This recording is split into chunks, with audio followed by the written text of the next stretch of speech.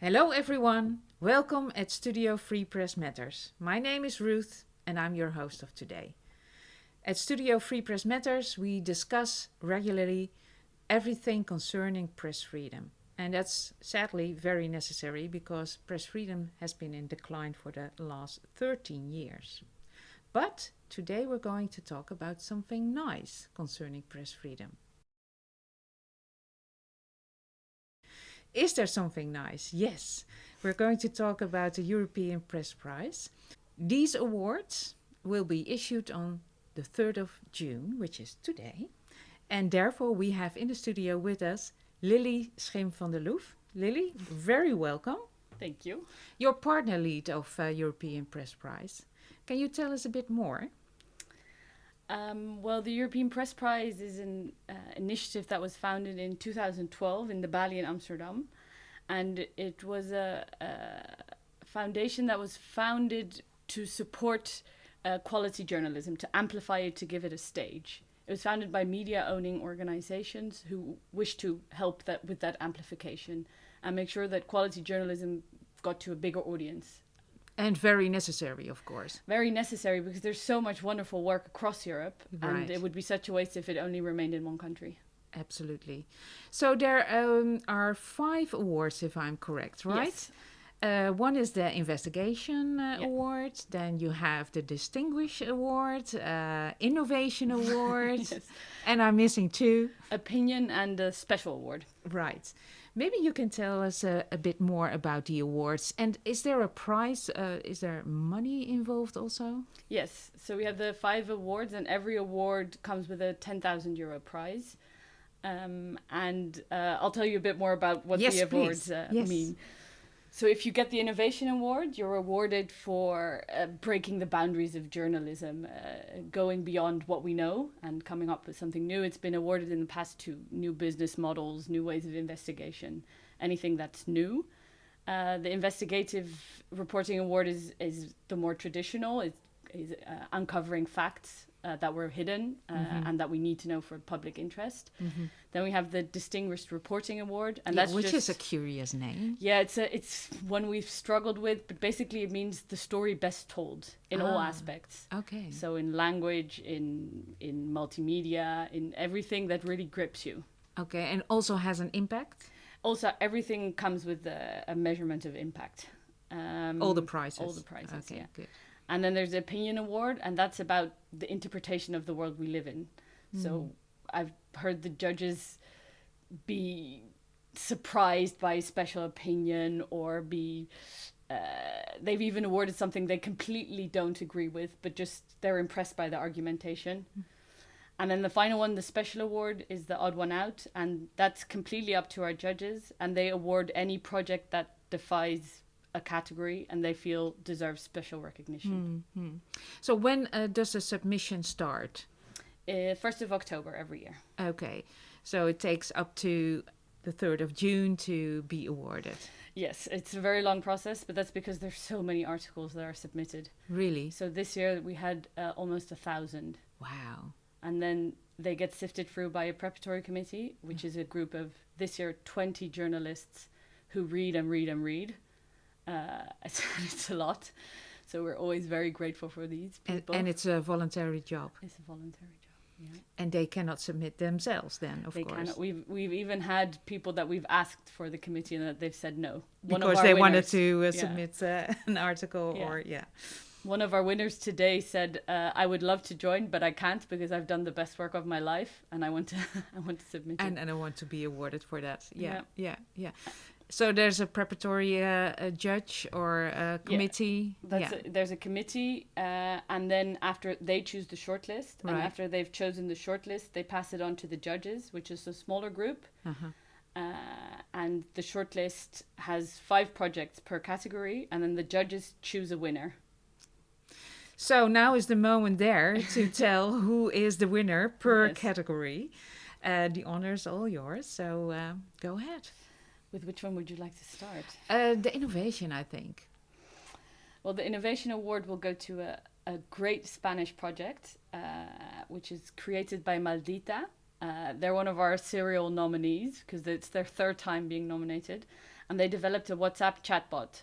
So basically what they did is through research, they discovered that WhatsApp is the place where most fake news gets passed along.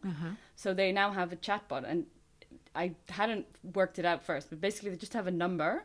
You send a telephone number. You send any message containing visuals, audio, or text to be checked, and then the chatbot tells you if it's true or not. And behind the scenes, they have a whole digital system that categorizes and checks the information. Wow! And this was invented during COVID time, or?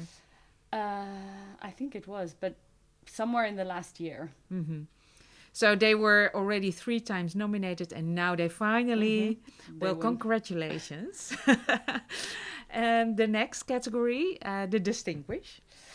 The Distinguished Reporting Award is quite a heartbreaking story.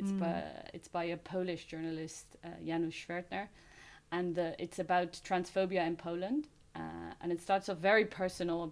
It's the story of 2 children that meet in a psychiatric ward, and it's quite a tragic story because it doesn't end well, but it had a huge impact in Poland. And I learned from the winner that every single politician was forced to comment on the story because it's very much about the failure of an entire system, and so it had a huge societal and political impact. So I guess that's the happiness we can get from a tragic story like that. Hopefully they can prevent others. Shall we move to the next award, Opinion Award? Who's the winner this time? The winner of the Opinion Award is Ivan Zsoltnyi. I hope I'm pronouncing that correctly. It sounds Eastern European. Yes, it's Eastern European. He's a Hungarian, and the piece is about the Trianon Treaty, and it's about how the history of the country connects to the reality of today. It's a very personal piece, and it's very, I think a lot of people can recognize feelings and the emotion that he describes. That was also the reaction of the Hungarian population? Yes, I think, I'm not quite sure what kind of impact this piece had. Because it's so personal.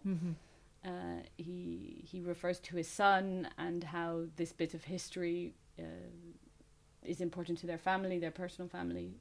So it's more of a personal angle. Congratulations. Let's go to the next award, which is the Investigation Award. Who's the winner? The winner this year for the Investigative Award is a Russian team of journalists, with, among others, Roman Anin, and they win the award for an extensive investigation into the Putin family. Ooh, wow. With as a protagonist his ex-son-in-law, Putin's ex-son-in-law, and it's about all the wealth he amassed by being part of such a powerful family. I can imagine that there are kind of repercussions for the journalist. Yes, Roman Anin's apartment was raided in April, and I think we can assume it had something to do with his journalistic work. So very brave of these journalists to actually write about this topic and publish it. Yeah, that's one of the reasons the judges wanted to award it. They said it's incredibly brave. Totally, yeah, I fully agree. So well done and well deserved that they have this award. Thank you. And congratulations, of course. The last category, this is the more outstanding category. Yeah, that's very exciting. Yes, this is the special award, which is, of course, an important award because the judges specifically choose this to honor a project that goes beyond any category. And this award goes to an article called Brutalized Minsk, and it's a data-driven investigation into the targeted attacks of the police against the demonstrators in Belarus. And it's very actual at the moment, right? Yes, it's with everything which is going on with Roman Protasevich. Very, very actually a good prize for the Belarusian journalism. Mm-hmm. Yes, and I think it shows the bigger picture too, because they have amazing visuals to show us how targeted the attacks are. Yeah. So they had huge amounts of data, and then they show us in a very clear way how the police targeted specific body parts of the demonstrators. And you can really see how it's all part of this bigger repression of freedom of expression. So it's a very scary, but very, very topical. Absolutely. And the judges actually specifically said that the prize will go to this particular project, but they want to dedicate the award to all journalists in Belarus because they're doing immensely brave work under very trying circumstances. Yeah, absolutely. I totally agree with that. Well deserved, I would say, for the Belarusian journalists. Well, Lily, is there anything else that you would like to share besides, of course, the winners of these awards? I think it's an amazing initiative. It's now for the ninth time that the journalists are awarded. So next year you have a kind of a celebration, I assume, or not? I hope so.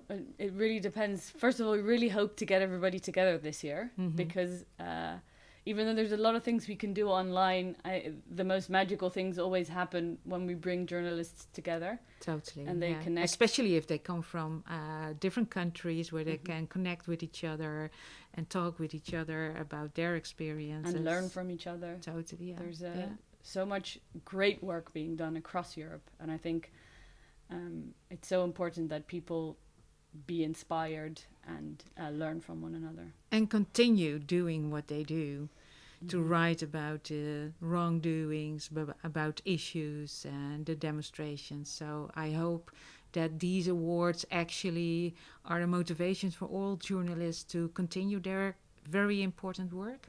Again, congratulations to all winners. Lily, thank you very much for being here. And I hope to see you next week. Thank you for joining us at Studio Free Press Matters.